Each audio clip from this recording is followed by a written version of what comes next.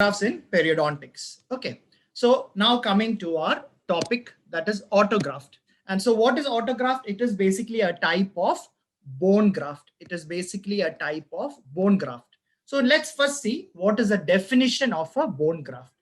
A bone graft is nothing but a bone or bone-like synthetic substance used to fill a defect in a bone or to augment new bone formation. So what is your bone graft trying to do? If this is a tooth and this is a defect here, what does it do? It can either fill up the defect. The graft will act as a filler, just a filler. That means the defect is just closed and kept. Or the graft can be taken up by our body and there can be regeneration. There can be regeneration, or sometimes we call it as new attachment. Okay, we won't go into the details of what regeneration is, what is new attachment, reattachment. No, that will all we'll study during our contact classes. But right now, just for you to understand, what does a bone graft do? It can either fill into the defect and act as a filler, or it can help in new bone formation. That is the bone graft. Bone grafts basically are divided into four main types. Okay, four main types. What are those? The first one, it is known as an autograft. The first one is known as an autograft. What do you mean by autograft? Auto, that means one's own. So autograft is nothing but graft taken from the same individual.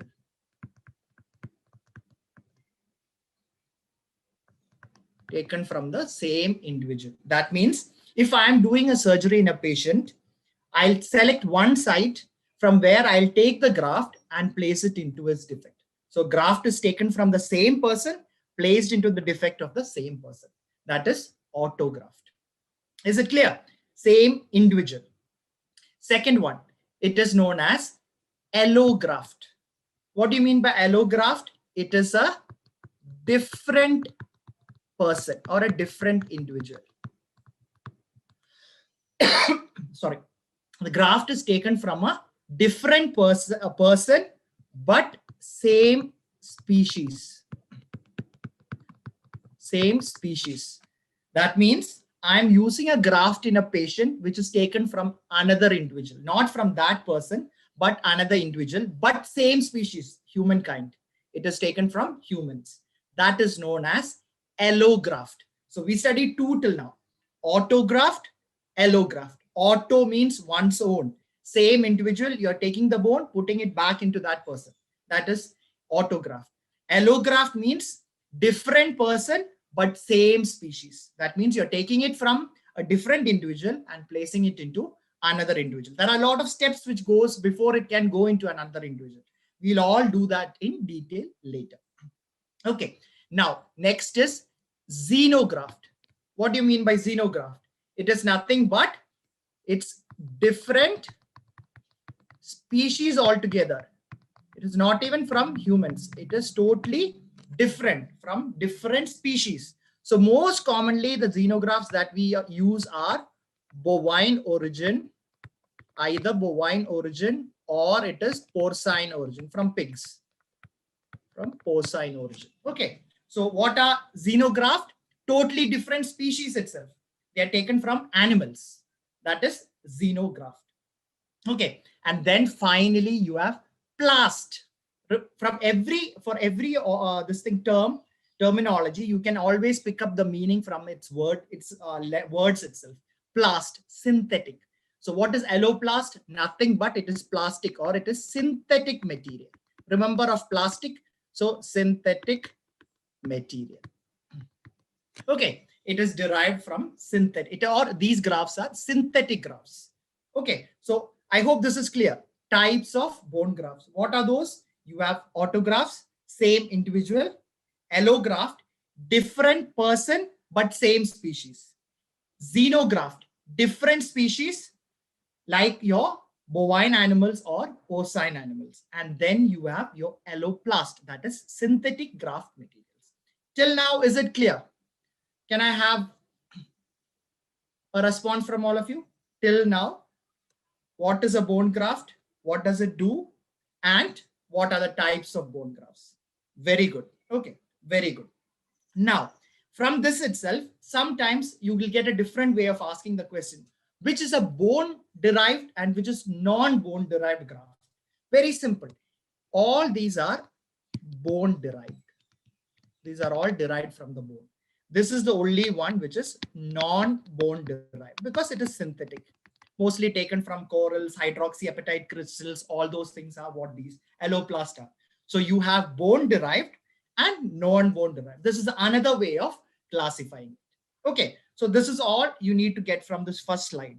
What is a bone graft? What does it do? It can either act as a filler or it can augment new bone formation resulting in regeneration.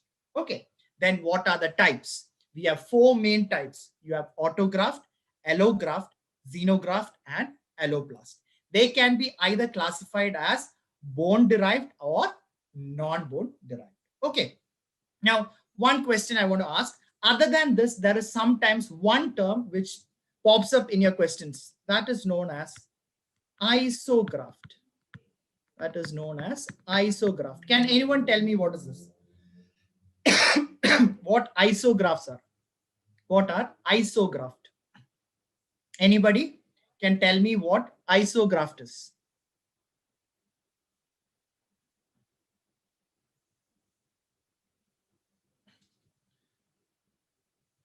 At least, yes, identical. What identical? Very good. Amruta, excellent. Identical? Genetic. What do you, exact terminology, what do you say? Identical what? Identical individuals or identical twins. That means they are, yes, genetically identical or identical twins. When grafts are taken from identical twins, because the genetic makeup is the same, they are known as isograft. So that is another terminology which you should be aware of. Okay. I hope this is clear. The first slide is clear. Okay. Now moving on to the mechanism. How does this bone gets taken up by our body, or how is the new bone formed there? Once you place these grafts for regeneration, how is the new bone formed there? Okay, so we'll see that. First of all, for a new bone formation to occur, you need to have three important things: presence of blood supply, a blood clot in that site, presence of osteoblastic cells. What are osteoblastic cells? What are osteoblastic cells? What is the basic most important thing of osteo? What do they do? What do osteoblastic cells do? Yes, they are bone forming cells. Excellent. They are bone forming cells. And the ones that resorb bone is known as osteoclastic. Blast, formation, clast, resorption. Okay, very good. Okay, so you need to have presence of blood clot, osteoblastic cells, and contact with the living tissue. That means it should be in contact with your living bone. Okay. So now what are the mechanisms by which the graft is taken up, or how does the graft play a role in depositing bone? Okay, there are three main mechanisms. What are those? Osteogenesis, osteoconduction, and osteoinduction. Okay, now we'll draw diagrams and try to understand what is happening.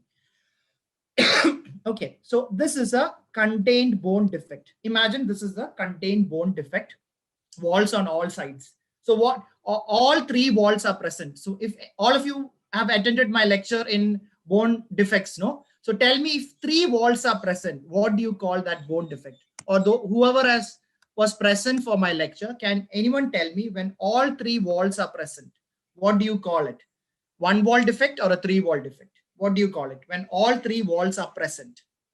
Yes, very good, Shruti. Gayatri, very good. Everybody is coming up with the correct. Yes, when three walls are present or three walls are remaining, it is known as a three wall defect. So now I am talking about a three wall defect, or you can say it a contained defect, boundary on all sides. So you can easily pack anything into it. So we'll go for a graft. So we are going to place our graft inside this. Okay. Now, what does the graft with osteogenic potential? What do they have? They have osteoblastic cells within them.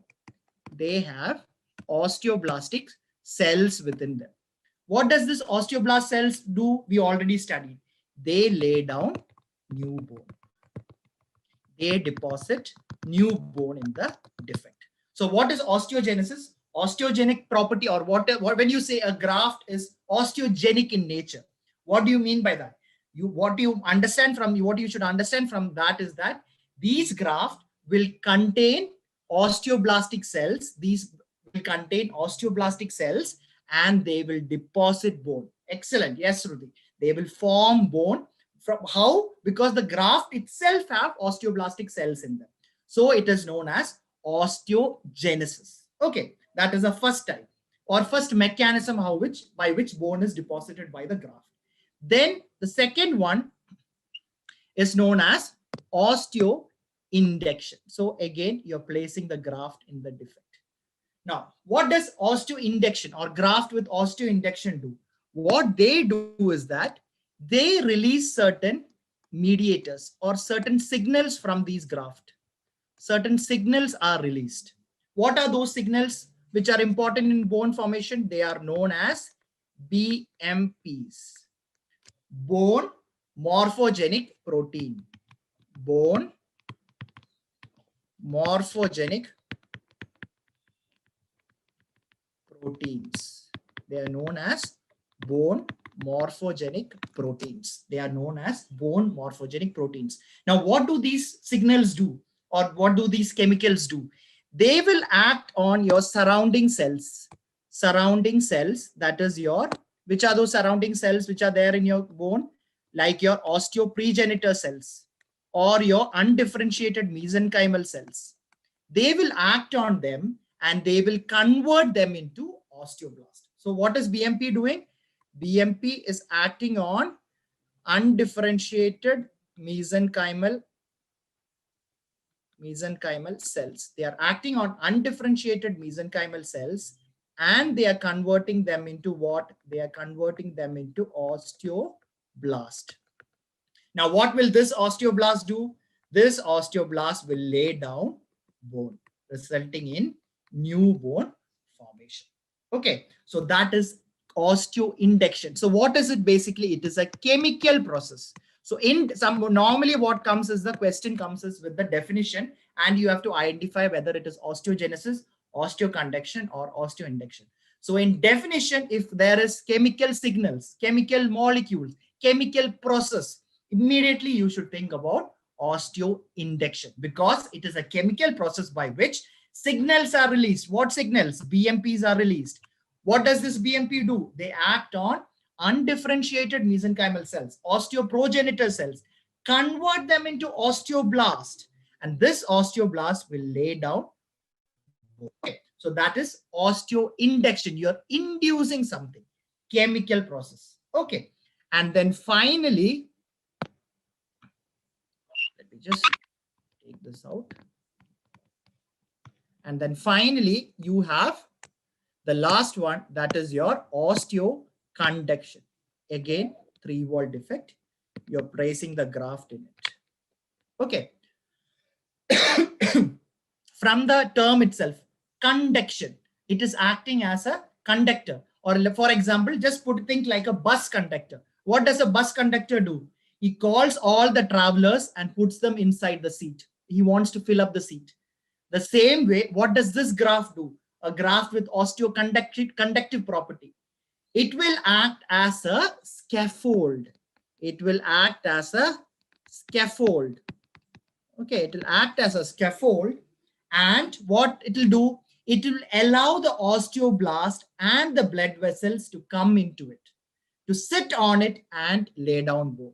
So when if and all the osteoblast comes, they are not calling the osteoblast there like osteoinduction. They are providing a medium on which the osteoblast can come and sit. Your blood vessels can grow into it so that a new bone can be formed there. So that new bone can be formed. But it is not necessary that the osteoblast should come. But it is not necessary that the osteoblast, scaffold meaning like a matrix, like a seat, like I said about the bus conductor, like a seat. It is like what do you say, an area for which the cells, your osteoblastic cells, to come and sit, for osteoblastic cells, or it is a medium into which the cells can come and sit, a medium into which your blood vessels can grow so that the bone can be deposited. But it does not invite the osteoblast. It just provides a good medium. And if all the environment is right, if all other factors that you have controlled well, then osteoblast will have a good medium or a good seat to come and sit and lay down bone.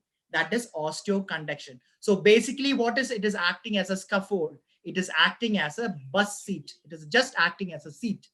Just acting as a seat where your osteoblast can come and sit. So what it is doing, it is a physical process. It's a physical process. A physical seat is being provided for the osteoblast and the blood vessels to come and sit there. Okay, so these are the three mechanisms by which your bone deposition occurs when you place a graft. It can be osteogenesis, osteoconduction, and osteoinduction. Which is the best out of this? If I ask you, if you are placing a graft and you want regeneration, bone growth, which mechanism would you prefer? Or the ideal mechanism for bone regeneration? Very good, Shruti, excellent. All of you try to answer. Okay, all of you try to answer.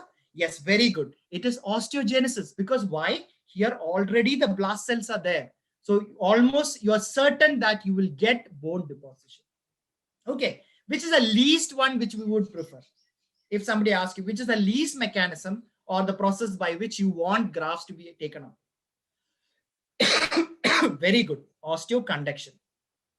Because it is just providing a seat for the cells to come and sit. It's not even inviting them inside.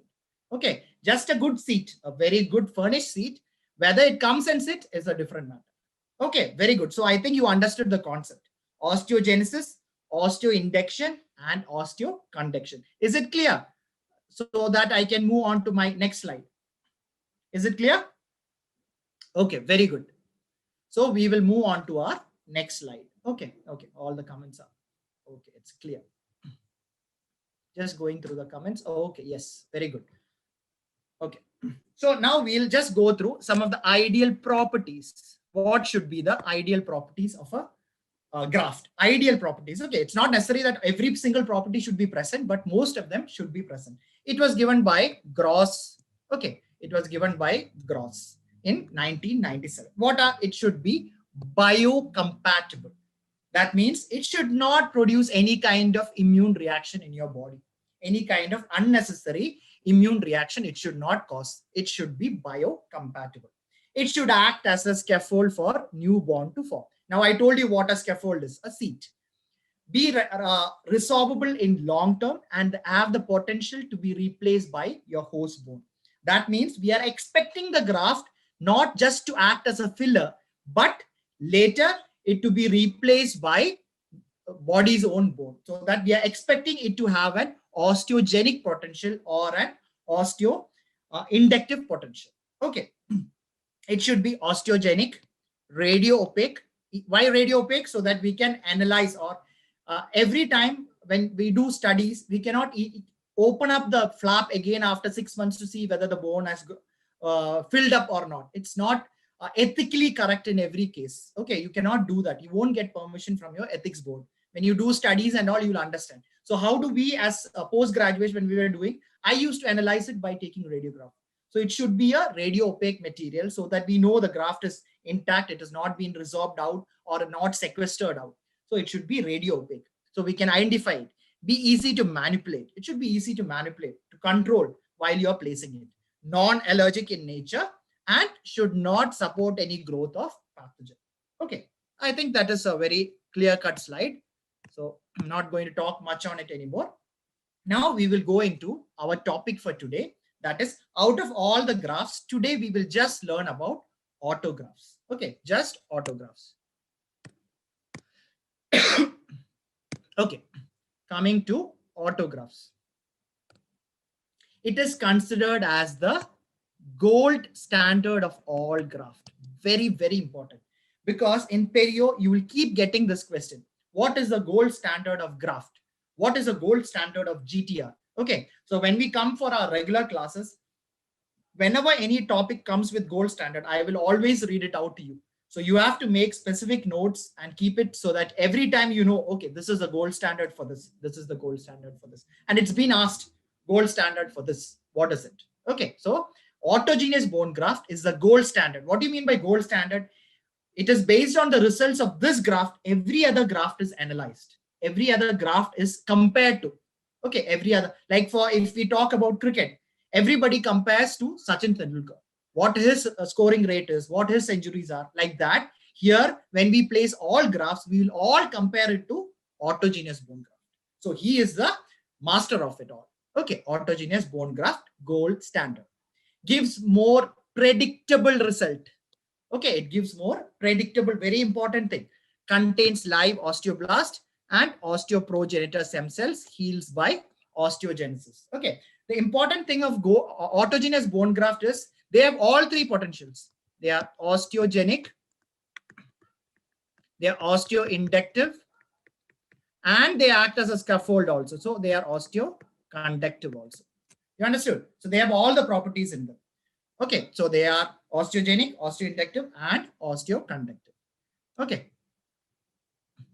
And autografts, it can be of two types. It can be either taken from intraoral site or it can be taken from extraoral sites. Okay. Now we will see different types of mechanisms by which we can take the graft and from which all sites and what are the different types of autografts. Okay. So how do you procure the graft? How do you take it out? How do you take a graft from one site? You can use either non-rotary instruments or rotary instruments. Non-rotary instruments, you can use bone rongers. I think most of you would have used it at some point of your time when you're doing an extraction. When there are sharp bony spicules, you trim it with the bone ronger and then you use a file to file it out. When you trim it, the pieces that you take, they are all the cortical bone chips that you're taking. Okay, or sometimes corticocancellous. Cancellous bone will also come with it. Okay, so these, how do you do it? You do it with the bone ronger, this one. Then there are certain bone shaving devices where you shave it from the cortical plate and you can take it. Then you can come to rotary where you can use trephine burrs. This burr, it will rotate at a very good speed. And then you insert into the site where you want to take the graft from. So all the bone will get into this space that you see. It will get into that space and then you take it out. So the bone will be stuck in that and you can procure that much of graft out. And then you can have burrs by which you can cut and take out the bone pieces, bone chips, or you can take it as blocks. Okay. So that is the different methods by which you can procure the graft. Very simple. What are the sites from which you can take? What are the common sites that you take from? You can take from an edentulous site. No teeth here, so you can take it from an edentulous site. No teeth. So that's an edentulous site. You can take bone from there. You can take from retromolar area, distal to the third molar area. You can take. You can take it from the tuberosity region. If there is a good tuberosity region, you can take it from there. You can take it from this. What is this? Exostosis. Very commonly seen here in Seychelles. Every third or fourth patient out of 10 will present with exostosis here. Okay, so it's easy for me if I'm doing a flap surgery and I see there is a defect, I need to do it. I can tell, okay, I will remove your exostosis by which I can take that graft, the bone, and then place it in your defect. So you get autogenous bone graft, exostosis. Can you tell me one more site from where you can take? Very common site, which you all do the procedure and after that you can take from that. Any more site from where you can take the bone from? Any other intraoral site? Very common. Anybody? Any other intraoral site?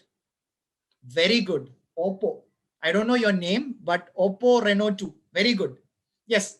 Hard palate you usually try to avoid. Hard palate you usually try to avoid. Okay. That is one of the last options. One of the last options. Unless you have a big tori there and you are removing the tori and you're taking it. Because hard palate, you usually try to avoid it. Yes, extraction site is one of the most common sites. Okay, like when I have done it, when I was doing a perio surgery, one tooth was questionable in prognosis. That means we are not sure what will happen. So when we open the flap and we see that it is in a very bad state, we remove the tooth at that point. And then from that site, you can take all the bone pieces that you want and fill up the defect on the adjacent. So extraction site is again a very important area. Okay, very good. Most of you know that. Okay. just clear this. Okay, moving on to the next one. So now we are moving on to different types of intraoral grafts that we can take, or that was taken earlier, what are used now, what are discontinued now, all of those types. The first and foremost type which was introduced was known as cortical bone chips. So from the term itself, you understand it is a cortical bone chips that are being taken out during procedures like osteoplasty and ostectomy. What are these procedures? Osteoplasty and ostectomy. What do you call it? What is a term given for it? Osteoplasty and ostectomy. What are those procedures in perio? What do you call it as? Is it a regenerative procedure? Or is it something else? Anybody? You call it as a resective. You call it as resective surgery or a resective. Yes, Aparna, very good. It is known as resective. When you place bone graft, GTR, different membranes and all, what do you call that? You're trying to regenerate bone there. Those procedures are known as regenerative procedures. Regenerative procedures. So in perio, you have two types of surgeries that you can do. You can do a resective surgery and you can do a regenerative surgery. Osteoplasty and ostectomy comes under resective surgeries. Okay. So you take these cortical bone chips using any of these procedures. And what are the features? They are large particle size. That's the problem with this. So when they use this, Neighbors and O'Leary, when they used it, they were large particle size. So there was high potential for sequestration. The bone used to get necrosed out. It will get necrosed out. Okay, high potential for sequestration. Okay, so that is the first type which was introduced. That is your cortical bone chips. Okay, then they tried to improve. So they moved on to the next one. That is known as Osseous Coagulum. From the term itself, you understand it's a coagulation of something. Coagulation of what? Nothing but your bone plus patient's own blood. That is Osseous Coagulum. It's prepared by mixing particles of bone obtained using rotary instruments or hand instruments and then mixing it with the patient's blood. So coagulum is formed. What was the limitation with this also? Inability in controlling the bone particle size and quantity. Okay, sometimes you wouldn't get adequate quantity, and here also the particle size were very high. The ideal particle size should be somewhere between 100 to 200 micrometer. Okay, 100 to 200 micrometer. So with this also, we were not able to achieve that. Okay, so then what did they do? They went on to the next one, and that is known as bone blend. What do you mean by blending? You're blending something. So what they do in this, they take a mortar and they take a pestle. They add your cortical chips or whatever bone pieces that you got, and they will triturate in it. They will triturate just like how you do with the amalgam. We will triturate in it for about 60 seconds so that what you will get a good workable plastic mass. So you will get a good workable mass, nicely reduced particle size and a like workable mass. That means you can control it nicely. Okay, just like amalgam and mercury, when they put separately, it is not a workable mass. But once you triturate it, you get a good workable mass, which you can control in filling the tooth. Same thing, when you triturate the bone pieces, it will become a good plastic mass so that we can easily pack into the defect. We can easily pack it into the defect. The trituration reduces the bone fragment particle size to what range we want, around 100 to 200 micrometer. And that can be easily packed into the bony defects. Okay, so till now we studied three types. What are those? Cortical chips that was taken. Problem, large particle size. Osseous coagulum, mixed with bone, mixed with blood. Again, particle size and inadequate quantity. Bone blend, to reduce the particle size, you take all these pieces, put it in a mortar and pestle. You put it in a mortar and pestle. You triturate it for how long? For around 60 seconds. And then you get a workable mass, which, why? because the size is reduced to 100 to 200 micrometer, which is now a good workable mass, and you can place it directly into the defect. Okay, so that is your bone blend. That is your bone blend. And the last one is known as bone swaging. Okay, bone swaging, it's a very technically difficult procedure, very technique sensitive. Okay, the chances of failure is very high and its usefulness is very limited. So it is more of like a theoretical thing which you need to know, because once a question was asked, all of the following are the features of bone swaging except, and they put, instead of technically difficult, they put it as easy procedure to do. So if you don't know that point, you will lose on that MCQ. So the point that you have to pick out here is that too important, it is technically difficult, its usefulness is limited, and the most other important one is there should be an edentulous area present adjacent to the defect. An edentulous area present adjacent to the defect. Now you will tell, what do you mean by that? So I'll just draw here first, and next tooth is somewhere around here. So this is the defect here, and this much edentulous area you have. Then only you can do this bone swaging technique. So mostly in every case, this won't be available. That is why its usefulness is limited. Now, how is this done? Okay, if I try to draw, it won't be easy. So what I'll do is that I will show you in a picture which I found. Okay, so we'll see this. Let me get a good color so that which one will go for blue. Okay, so now here, this is the edentulous area. This is the defect. What do you do in this? You use a bone swage. That's the instrument that you use, and you go perpendicularly like this, or you cut along adjacent to the defect into the bone like this. You make a cut without fracturing the base of the bone. Okay, without fracturing the base of the bone, you give it a cut like this. You give it a cut like this. So this is gone. Okay.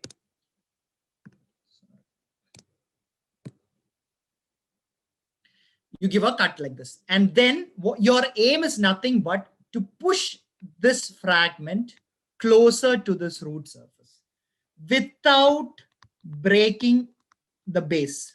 Without breaking the base. Why? Because you want the blood supply to be intact. Then only the whole thing is, otherwise it becomes a block graft. It becomes a graft you took from somewhere else and you're trying to place it there with screws. So there's no point. But here what you're trying to cut through the bone till the base and then push it next to the root without breaking the base of the bone, which is very difficult.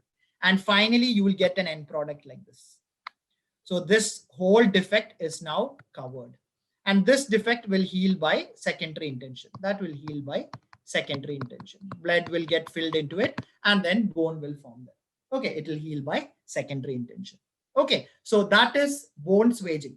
Here, the difficult part is to do this without breaking the bone, which is extremely difficult. That is why they say it is technique sensitive. Okay, so this is bone swaging. So what is basically you're trying to do? You're trying to pedicle the bone. We talk about pedicle grafts of gingiva. That means you take a graft from here, you cut the gingiva, and then you place it on like this. That's called pedicle, or you are using a pedicle. The same way here, the bone is pedicled onto the adjacent root surface. So it's a kind of a pedicle bone graft.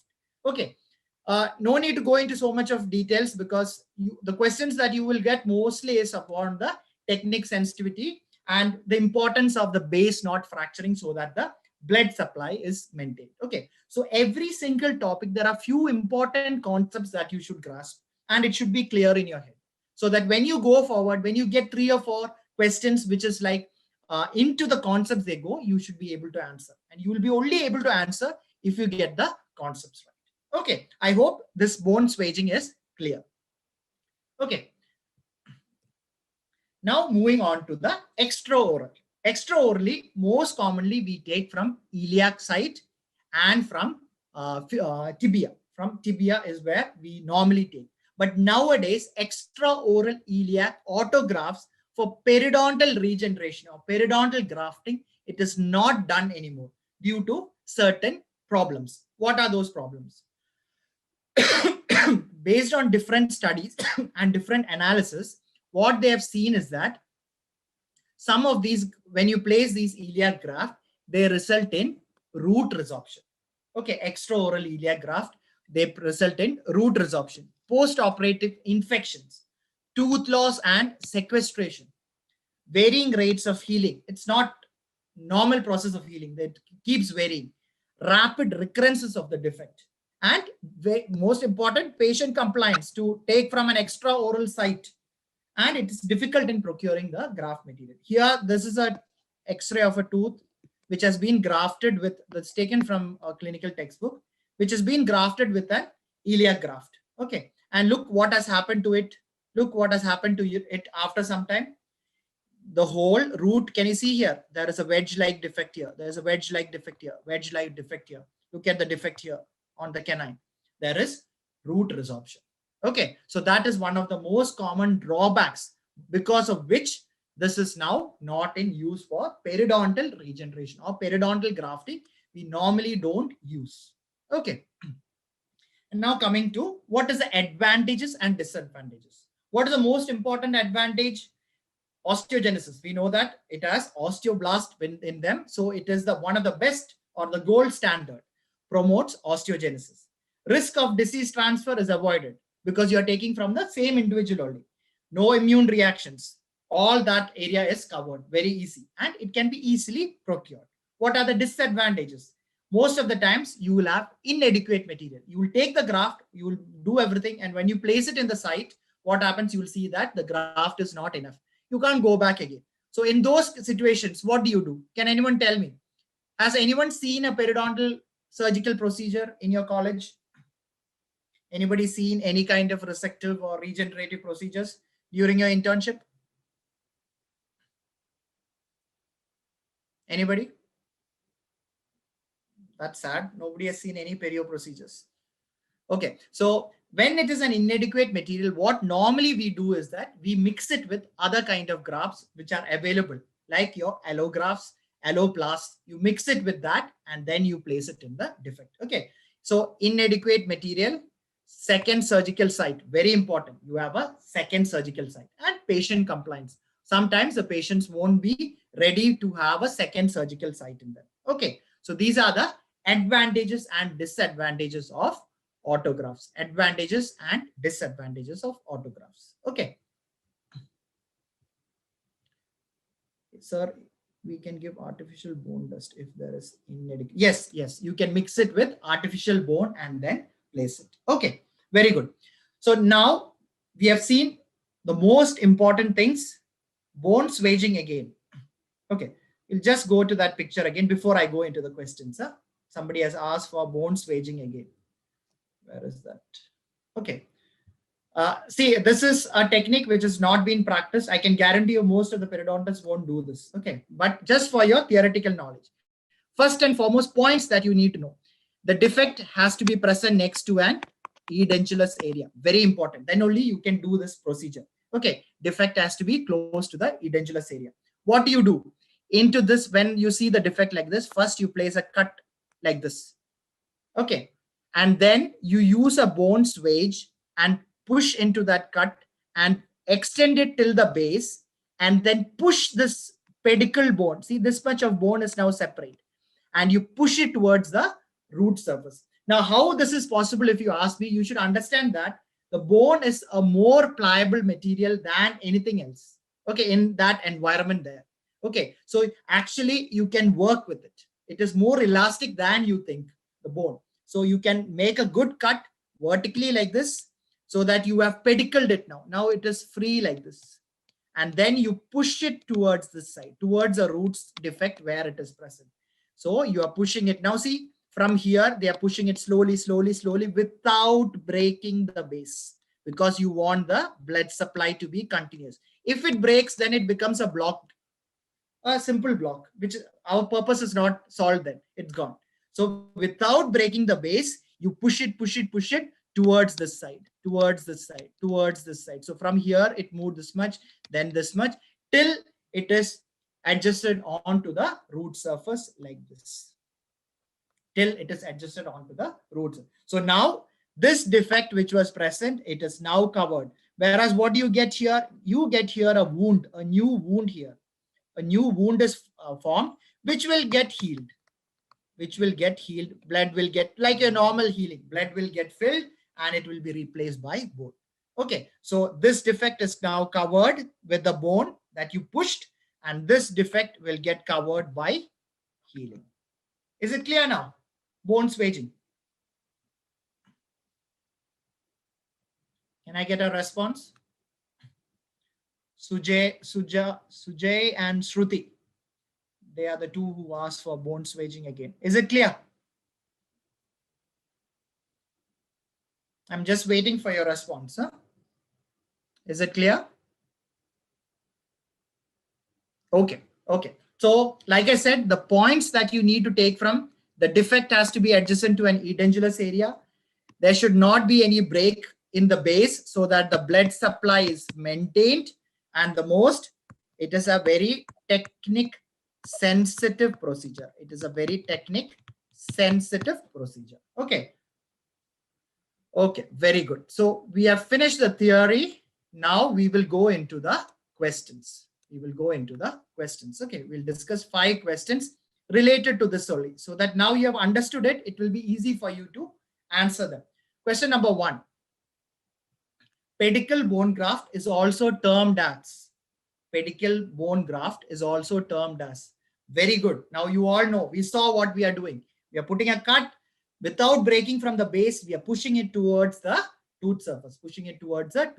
Very good. Pedicle bone graft is also termed as bone swaging. So question number 1, answer is bone swaging. Very good. Question number 2. Gold standard of bone grafts is.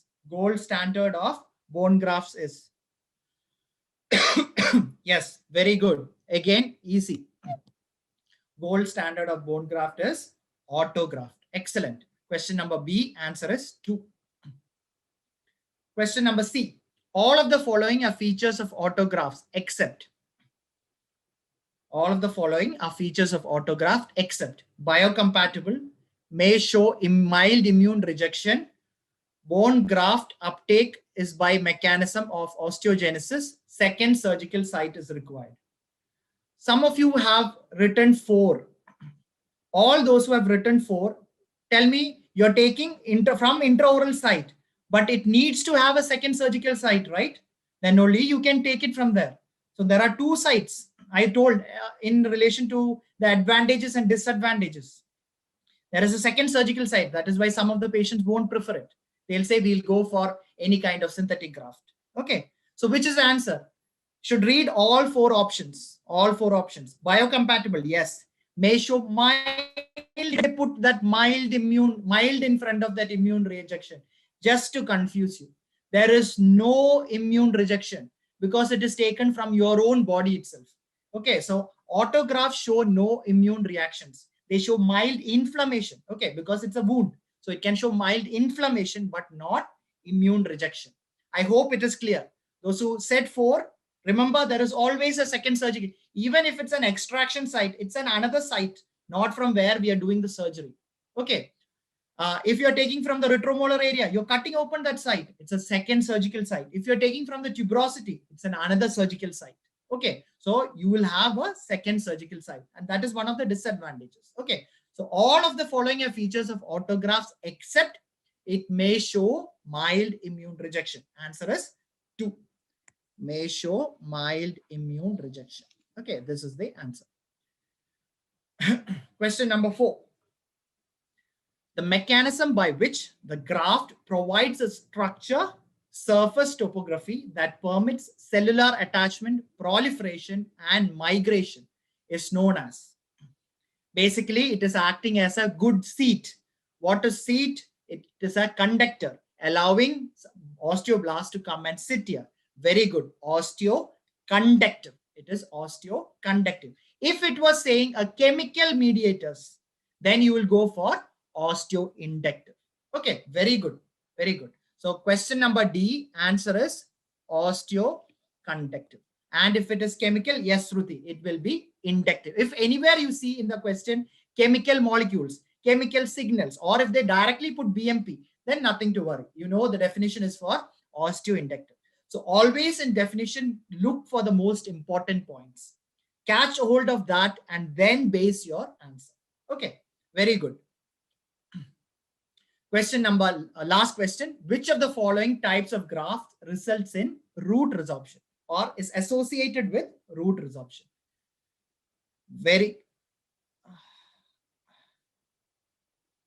Yes, only one of you, I think, before reading or jumped on to the answer. Otherwise, everybody is giving the correct answer. Yes, extraoral iliac graft.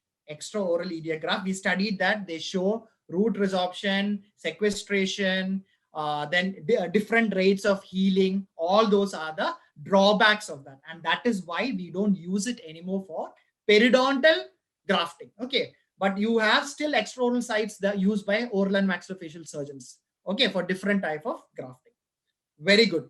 Okay, now moving on to the one last slide. Okay, this is just to give you an idea of what happens. Okay, this is taken from your textbook. Can you see a defect here? Can you just tell me what defect it is? Can you tell me what defect it is? Those who attended my last lecture, can you tell me what kind of defect would you say this is? What kind of defect would you say this is? This is extending till here, somewhere till here. Okay. Very good. 3-wall defect. 3-wall defect. Okay. Now let me tell you something. In your options, okay, understood. 3-wall defect. In your options, the options are 1-wall, 2-wall, circumferential defect, and none of the above. 1-wall, 2-wall, circumferential defect, and none of the above. If this was a clinical picture given and 3-wall was not there, then which will you opt for? Yes, it is a to be exact, this is a circumferential defect because 2 surfaces are involved and it is like a trough that is formed. Okay, but if, like, just for your simple understanding, 3 walls are there. So let's say it's a 3-wall defect. To be more precise, if the option was circumferential, you should go for a circumferential defect because 2 surfaces are involved. Okay, very good. So now what is happening here? Let me just clear the drawing. Okay, so you have a defect here. You have an autograft taken from one side, and can you see it has been packed into this defect? It has been packed nicely into this defect. Okay, it has been packed nicely into that defect, and then you close the flap. That is how you do. So once that ideally this bone blend. Yes, this is more like a bone blend. Nowadays there is a combination of everything. During my procedure, we used to blend it along with the blood. We used to blend it and add some blood to it and then blend it. Okay, so there are a lot of combinations which different surgeons do. So we don't, you will not get a question like this and ask you whether it is bone blend or osseous coagulum. But this looks more like a bone blend because it's nicely worked into a good mass. Okay, and then you pack it into that defect and then you close it. Okay, so there are different ways you open the flap for the grafting. There are ideal ways to do it. There are different membranes that can be used to increase the result. Okay, we will study all that when we cover periodontal regeneration. Okay, this is just to give you an idea what happens. This is how it looks. Okay, so with that, we come to the end of this session. Okay, so today we studied about bone grafts, their types, auto, allograft, xeno, and then alloplast. Then we studied the different mechanisms: osteogenesis, osteoinduction, osteoconduction. Then from there, we studied how to procure autografts. First, we studied autograft is the gold standard. And then we studied how to procure it, which are the sites, and which are the different types of intraoral autografts that you can get. Okay. And we studied a little bit about the drawbacks of iliac graft. Okay. So with this, we come to the end of today's session. Okay. I hope